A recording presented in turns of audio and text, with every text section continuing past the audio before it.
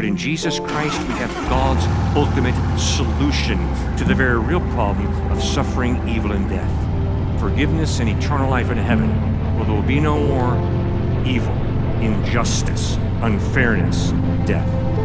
Revelation 21:4. He will wipe every tear from their eyes, and there'll be no more death, or mourning, or crying, or pain, for the old order has been wiped away. Behold, all things have become new.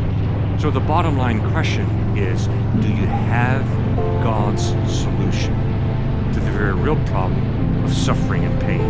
Do you have Jesus Christ?